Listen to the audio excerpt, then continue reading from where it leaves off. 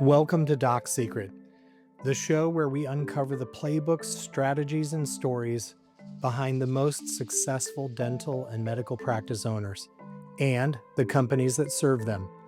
This show is all about building the best practice.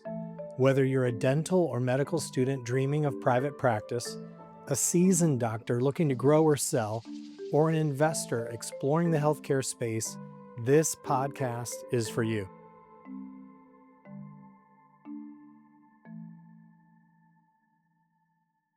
I'm your host, Kevin Carl, and in today's episode, we're diving deep into the world of AI in dentistry. Let's get started. Welcome to Doc Secret. Joining me today is Dr. Devish Patel. Dr. Patel is the founder and CEO of Enamel Dentistry with 8, soon to be 10, locations in and around Austin and McKinney, Texas. Dr. Patel has leaned into technology and AI as he has built out his practice, and we're fortunate to have him here on Doc Secret. Dr. Patel, Devish, if you will, welcome to the program. Thanks for having me, Kevin. Well, Devish, let's rewind. What inspired you to start Enamel Dentistry, and how did you grow from a single location to 8, now 10 locations in multiple markets? Did you always imagine building something this scalable and tech forward, or did that vision evolve over time?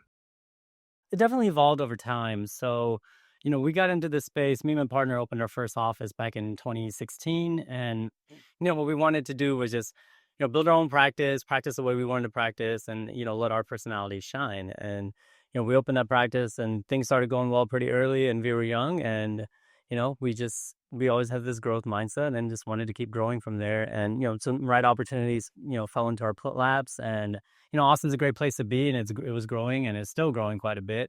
So it was just a good opportunity and a good place for us to be able to scale this business. Well, that's great. What makes enamel dentistry different from other group practices, culturally or clinically? Could you shed some light on that for us? Yeah, absolutely. The big things we try to focus on, especially clinically and just like with patient interaction, is transparency and hospitality. I believe it's very important for us to be able to share the things we see with patients because we work in this very symptomless world, right? Dentistry is like one place in healthcare where people come to and they don't necessarily feel like they have a problem. So you have to be able to generate trust very quickly and be able to articulate exactly what the issues that you see are. And building trust is very important. So that's why, leveraging technology the way we have has been a big role in that. And we like to have fun. I never walked through any of our clinics where, there isn't laughter or there isn't, people tend to enjoy being there from my perspective. You've had a focus on your patients, and behind that excellent customer and patient experience is a lot of technology and AI. You've leaned into AI in a big way. What was the first AI tool that you brought into your workflow and your practice? Well, the first one we ever brought in was Pearl, and it was to view X-rays and just be able to overlay this technology to be able to decipher, okay, well, sometimes when you're a clinician and you look at an X-ray a long time, you kind of squint enough to be like, is this a cavity? Is this not a cavity? So to have something that, helps clinicians be more confident in what they're seeing, as well as be able to communicate that to the patient, because now you're taking, 3 different shades of gray and trying to explain to the patient, this is the problem we see here. While our trained dentist eyes might be able to decipher that, but the patient may not necessarily, understand what's going on or the scope of it. So the reason we chose to start there, a lot of it was just around, whenever you want to implement something new, you're always a little bit more conscious of like, how is this going to like affect the operational flow of things? And Pearl did a good job of integrating with our X-ray software. So, it wasn't really a big lift for the team to be able to do anything. It was just do what you're normally doing and then press this button and it turns on the AI. So, that was very low hanging fruit in my mind. So that's where we started. How did you evaluate which process or workflow would be best to target for the use of AI? Was that, a thoughtful consideration in terms of which process to plug into? Kevin, I'd be lying to you if I told you that, we're not like the people who are most attracted to the shiny new object. We are. We love, we love technology. We love growth and we love seeing new things that come out. So we do, earlier on, we would just, try to throw a bunch of things at the wall and see what would stick. And as we've like grown and evolved as business leaders and as as dentists, we realize like, we really want to approach this from a problem solving standpoint. There's going to be a lot. And, what you're learning is everything is basically doubling in capacity and what it's capable of doing within like 90 days. So, it's hard sometimes to like be patient, but being patient and really just focusing on the things that you're trying to solve for in the business and see where you can leverage technology to help you. And ultimately, I think with AI or anything that's like innovative, it's about how do you make it life easier for people, whether it's your people or your patients. Okay, so let's set some context for our listeners here. What categories of AI tools have you explored? Whether that's diagnostic, operational, patient experience, et cetera. Could you shed some light on the sort of bounds of what you've explored in terms of tooling? Yeah, absolutely. Operational for sure.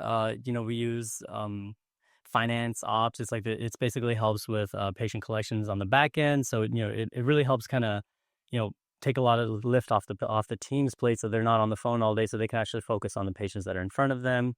Um, like the image viewing softwares like like Pearl or Overjet, they're great because for patient education, you're able to put into color something that is otherwise black and white for patients to be able to see, and it helps providers as well, and even as a coaching tool for providers because it gives you a lot of data. Well, this is what the AI thought was a cavity or whatever the case may be, an infection.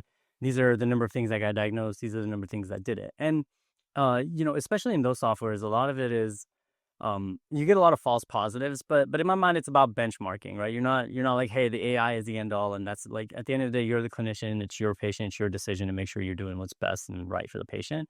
But these tools just help in a lot of ways there. So, and then even patient experience, some of our back end tools that we use to communicate with patients. It really starts with this company called Show and Tell that we've really liked, that we started working with in the last couple of months. And any exam that's happening in the ops, they'll record that exam and actually fill out the notes. So it really helps the doctors, and then that actual voice note, with the practitioner, whether it's the hygienist or the doctor, as well as when the treatment coordinator goes in there and presents the treatment. Now it has all this data that when you do follow-ups with patients, you can utilize everything that was recorded through this platform and just have a lot more curated conversations with patients, and again, without having your team have to put in a lot of lift as far as gathering this information and putting it together.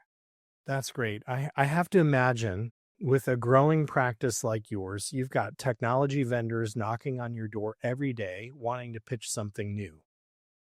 You've obviously really grabbed hold of AI and taken this into your practice. Could you walk us through a bit how you've evaluated different AI tools that have been presented to you? How do you separate buzz from real ROI?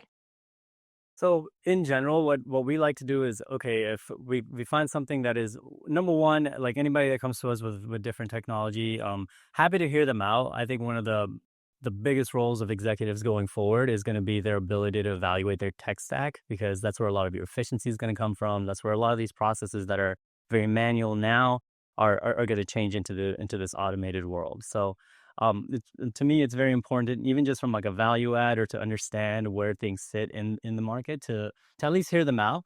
But what we end up actually piloting or testing will really just depend on what problem we're trying to solve for in that moment, right? So really that's what it comes down to. And what we would generally do is, okay, we like this vendor, we'll do their demo, we'll have them plug into one of our offices. And it's really important to get feedback from your team. I think any of these things are, us sitting somewhere not in the practice regularly, we can evaluate a certain way and see it from a certain perspective, but the teams are the ones generally utilizing this technology. And, we want to make sure that they're getting a lot of benefit out of it. We want to make sure that's where a lot of the effectiveness comes from. Sure. I'm sure technology vendors come in and pitch something amazing. You give them that audience and then you put it into practice, and maybe it's not as great as it sounded. What's something that you've tried that sounded amazing, but frankly just didn't deliver? So, I mean, I don't necessarily want to call out a company, but I just think this sector of it is, and a lot of it, I think, is just human psychology. We plugged in an AI to help answer calls, and schedule appointments. So you talk to it, and it's really intuitive. Like there's like a brief pause between when the patient stops talking to when the AI responds, right? So it does feel a little unnatural. And over time those things will improve and get better, but a lot of it is just like, I don't know if human beings are quite ready to be like, okay, I'm just gonna talk to this machine and let it schedule this appointment for me. So when we plugged it in and we tested it, what we found is that we were getting a lot of patients just hanging up when the AI started talking to them.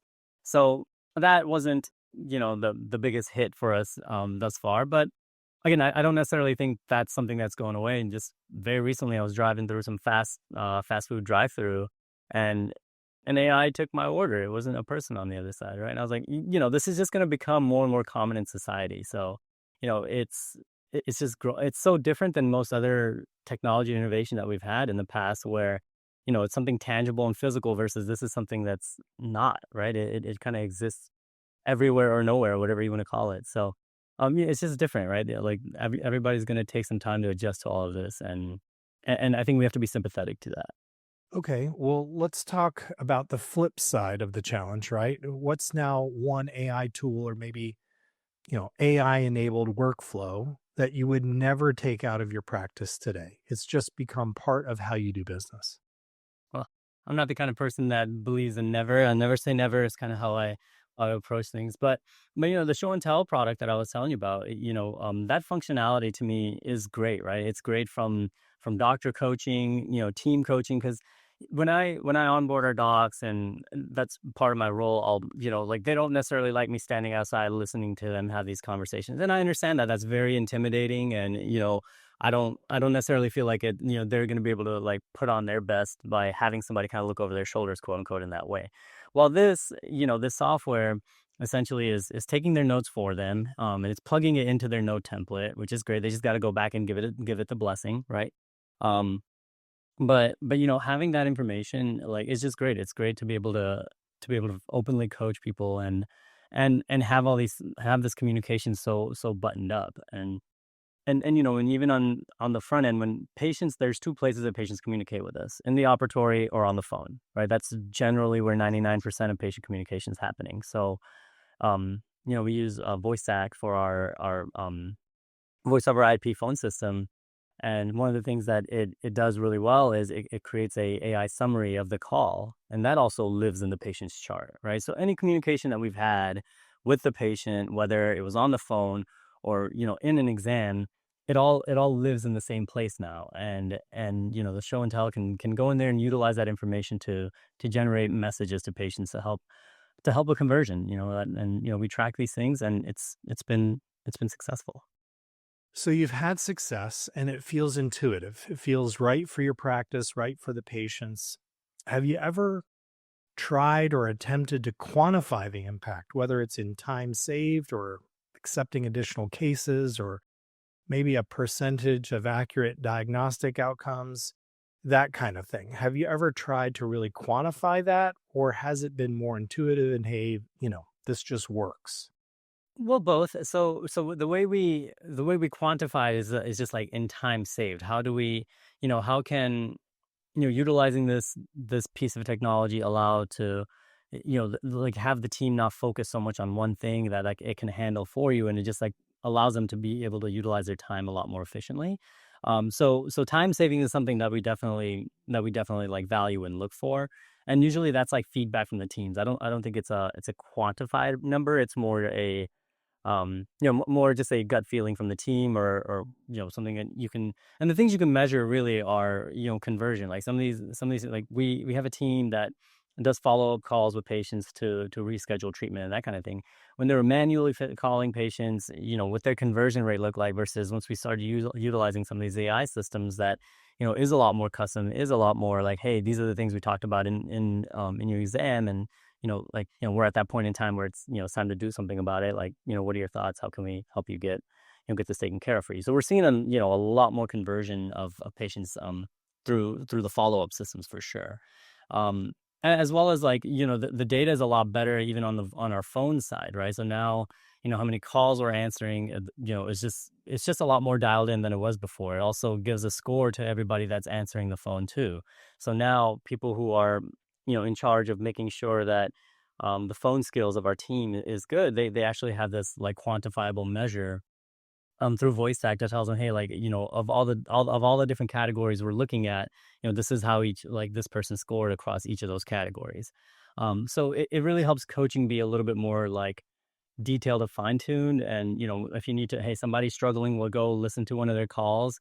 And even each call gets its own rating. So and a sentiment based on how the patient interacted, how the team member interacted, and then the coaching becomes a lot more effective too. Otherwise, we were having, you were listening to 5 or 10 phone calls per person, and maybe they were all good. So, but there was this whole segment of calls that just never really get audited, right?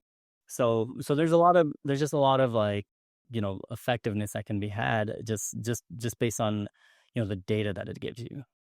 That's great. And it seems like it's working for you. You talked about team, and I'd like to sort of pick at that for a second. You talked about some concrete examples of how you're using that technology. How has AI changed the way your team works, especially for associates or front desk staff? You know, how are they embracing it? Is it creating any new behaviors, either in their interaction with patients, as you just described, but also between staff, between different parts of your practice? Could you shed some light on that?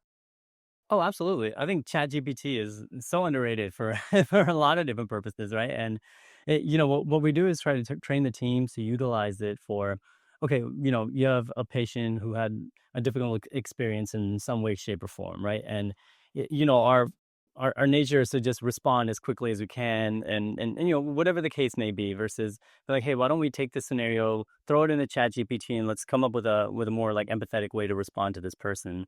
That's a good approach too. Or you're struggling with a team member, you take all of your thoughts and you put it into a ChatGPT prompt, and it's going to tell you, hey, this might be the right approach for you to be able to approach this person and have a healthy discussion or conversation on how we can improve and grow together on whatever the challenge may be.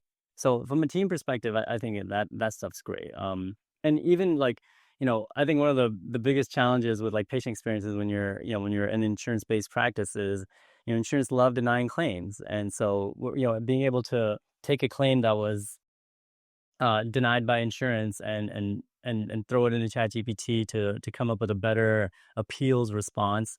That's helped. Yeah, that's helped us get a lot of things paid on the back end as well, which, it is a service to the patient, right? Like it's, I know we treat it as like, hey, like it's the patient's responsibility at the end of the day. But in my mind, if you're taking the insurance, we should take every measure we can to help get those claims paid, because it just helps the patient out, which ultimately helps the practice out. So you talked a bit about the challenge with the call software and sort of that delay and how it impacted patient experience. And then you just talked about a very positive use of AI. Do patients ever notice or respond to this tech forward approach that you have? Does it, affect trust? Or you've mentioned case conversion to the positive. Do patients notice it? And if they do notice it, how does that affect outcomes? For the most part, besides like, the AI that overlays over the x-rays, most of the other stuff is happening on the back end, is not and everything is like, HIPAA protected, so it's not like there's anything that's happening that's outside of the scope of what what is legally allowed and that kind of thing. But the bigger thing is patients generally like that they can get a little more information and see a little more color and that kind of thing.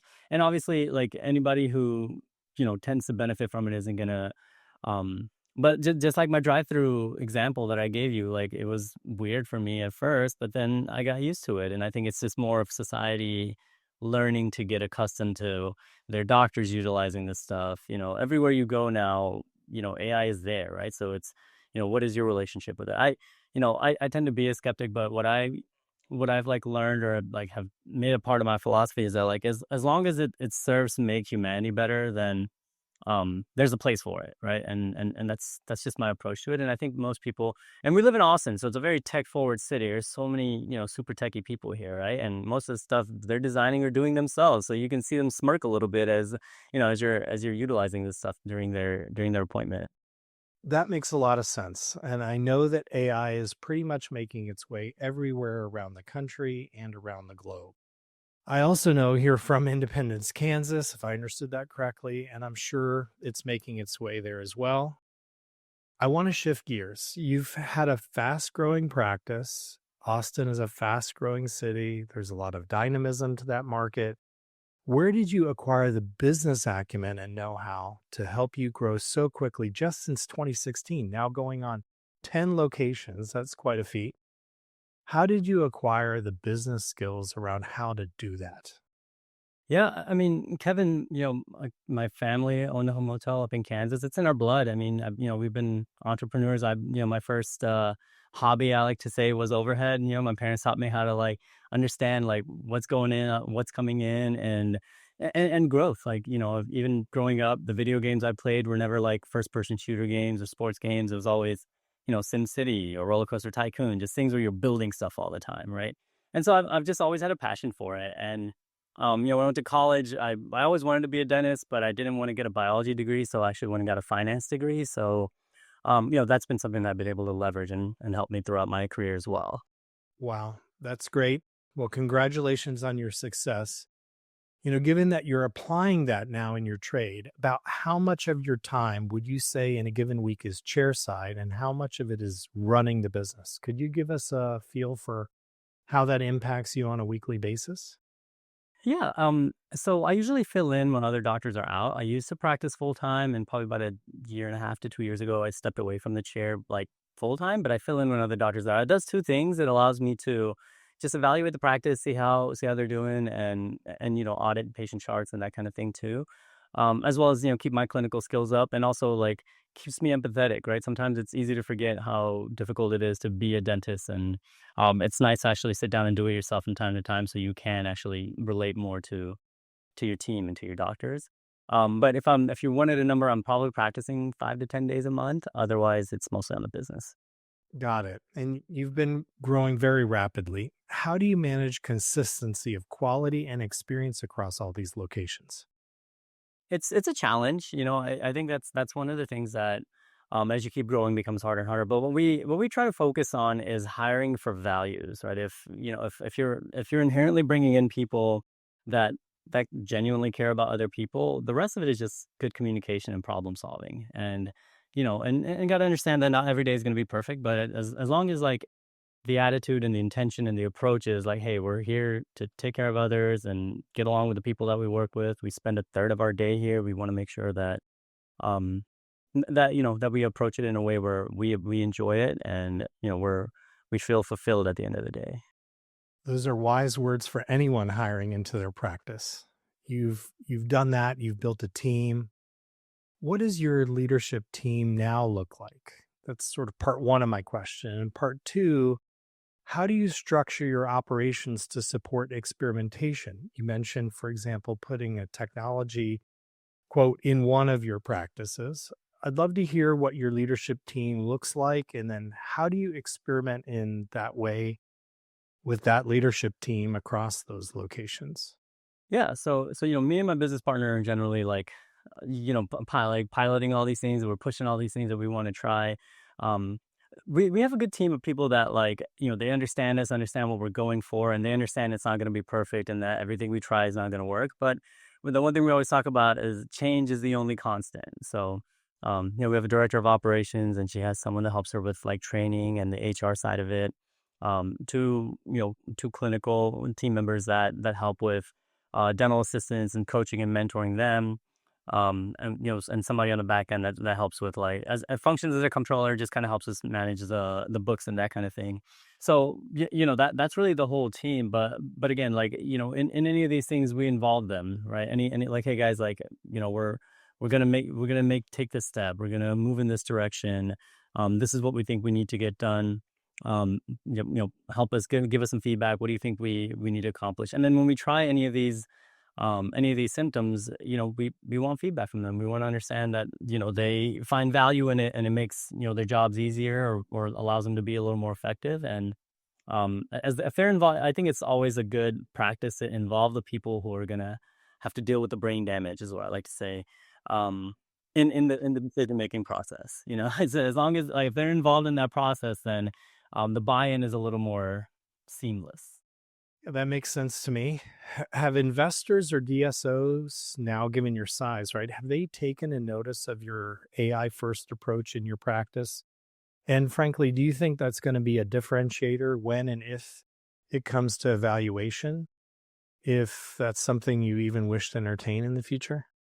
I mean, yeah, right. We get a lot of people asking about, where you're at in that process, if you want to transition or sell or whatever the case may be. And we're just not there yet. Not really necessarily interested in, for us, this is a lot of fun as we're trying all these new things, and innovation is the name of the game in dentistry. And um, so right now it's just exciting and it's interesting, and we want to keep at it. But to be honest, like anything that I look at that's related to valuation and that kind of thing, I like AI isn't like specifically mentioned in there, but I think it's just the efficiencies that it creates are just something that's inherently built in, right? But I don't necessarily know if there's you get a bump because you're utilizing AI. I'm not sure if we're there yet.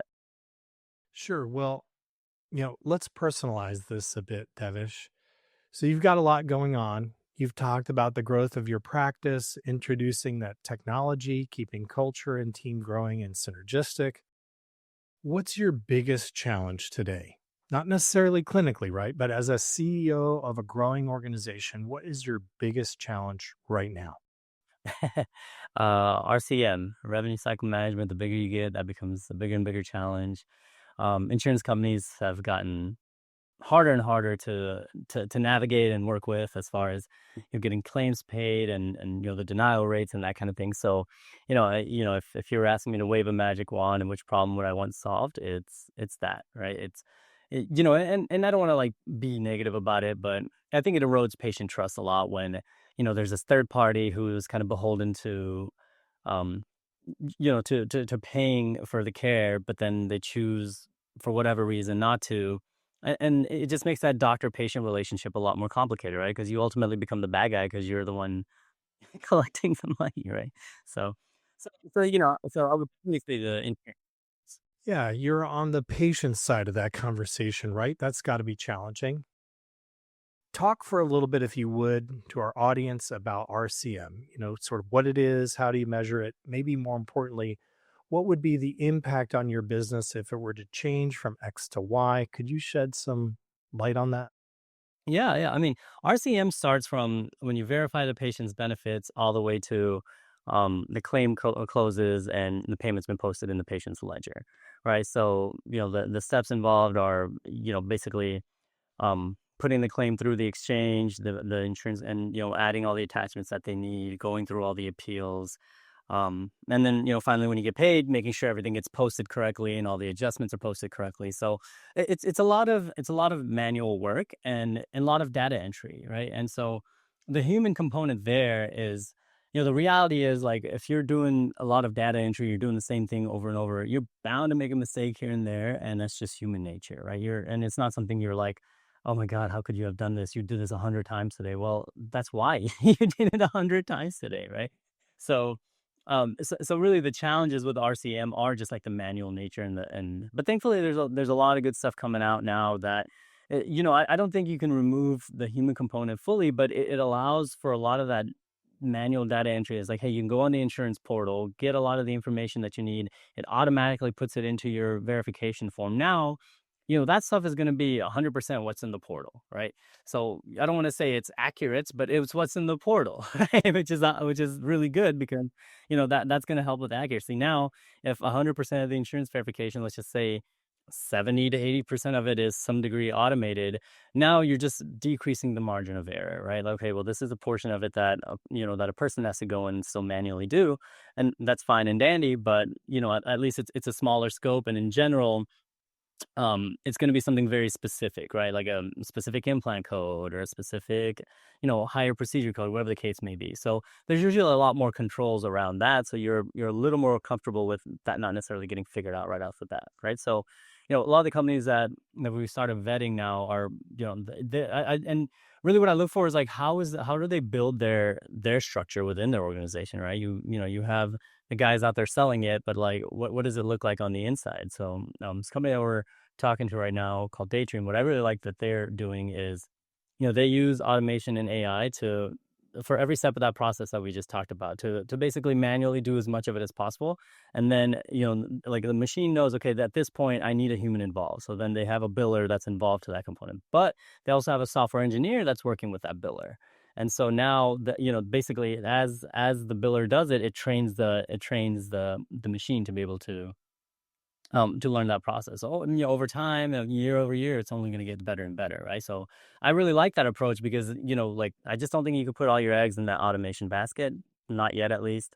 And as time goes on, as things evolve, like, to me, this is the right structure where, okay, well, there's a human who's the expert at doing this. Let's leverage that person to be able to do a lot more now, right? They can do a lot more, insurance breakdowns, or a lot more claims posting situations.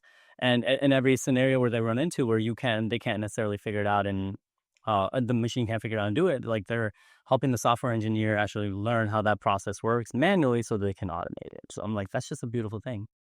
Wow, as a patient, that's a dream world, right? There are, a lot of those challenges get taken off the patient, and the challenge with multiple invoices and reminders for things already paid, or checks are in the mail, or what have you. I can only imagine a better life as a patient. And for your practice, I have to imagine faster collections also means more cash flow, means more opportunity to expand your services and focus more time on patients. Is that kind of how you view it, or? Exactly, exactly. If we can bring that time to collect number down, it only helps. It only helps the operations for sure. Great. Well, you've talked a lot about a number of different examples, which is fantastic. And you've had some early learnings with AI in your practice. I want to turn our attention to our audience now for a minute. For a dentist who has one or two practices and they're curious about AI, frankly, they haven't started yet. Where should they start based on your experience? What would you advise them?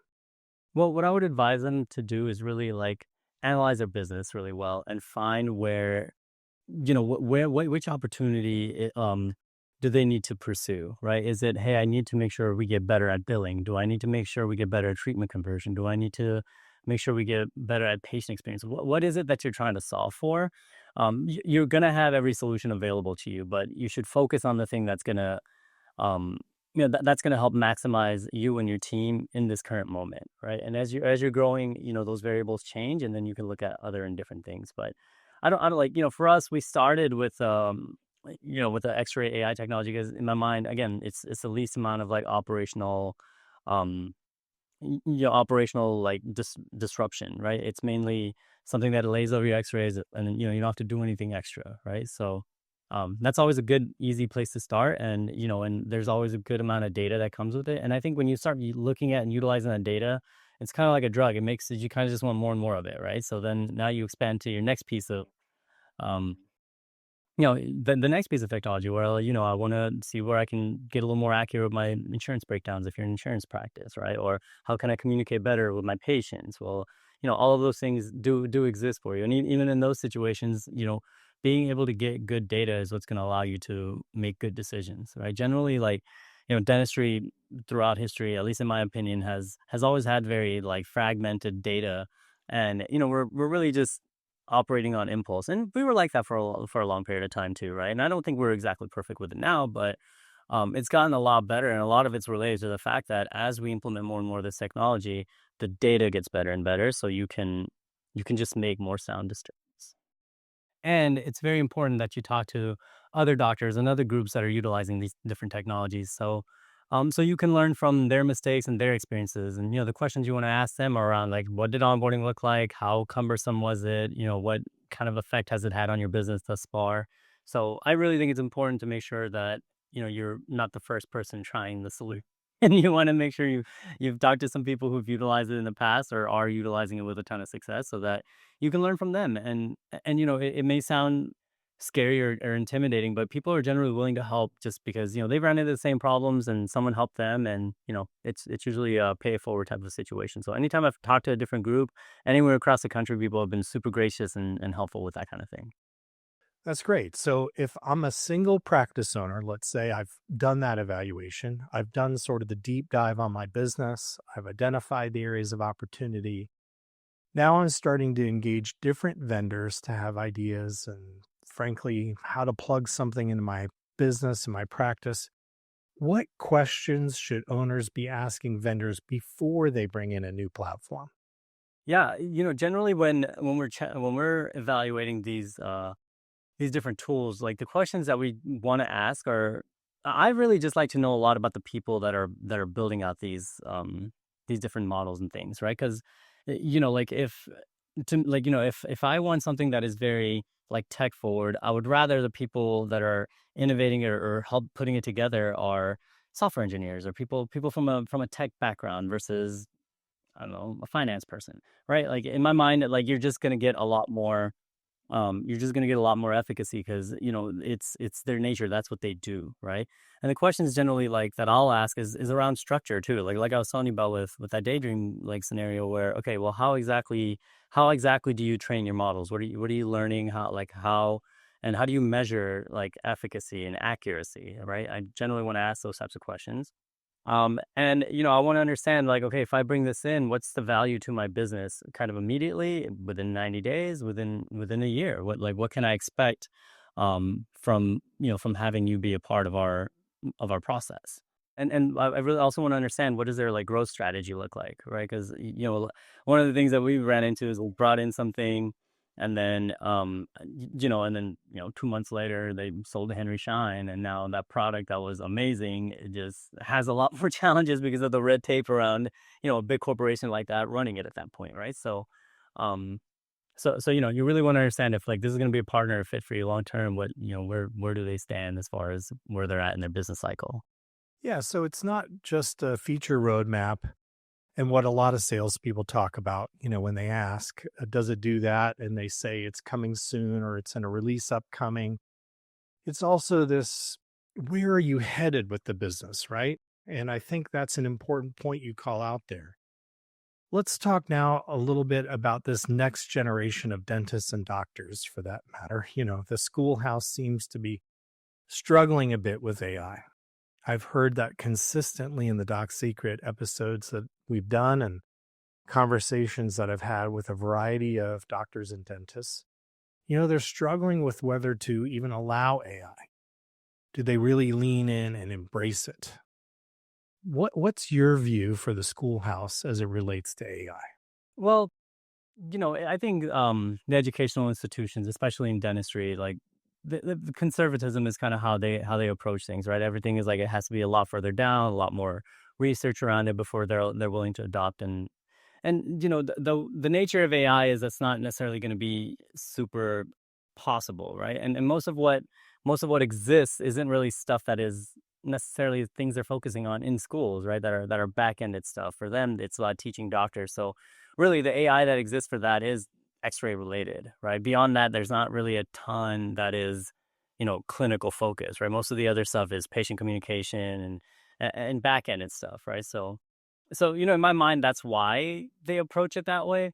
I got a chance to go speak to the dental school I went to just a group of students there, and you can tell the students are very like hungry and passionate about AI and understanding it and learning it. And my message to them was, school isn't the only place where you go to learn. You can learn on your own. You can go out there and you're like, hey, this is something that interests me. Well, okay, I know you're using ChatGPT to do your homework. You might as well ask ChatGPT, what are the things that I can start focusing on now? And one of the things you'll find is like, okay, start talking to these different companies, understand how their product works, what they do. So you have some, you've dipped your toes in the water before you come out into the world. And by the time some of these guys graduate, AI is going to be really big in the practices, right? So that's generally my message to them. It's like you don't necessarily wait for the school to teach you everything. Some things you go pick up on your own.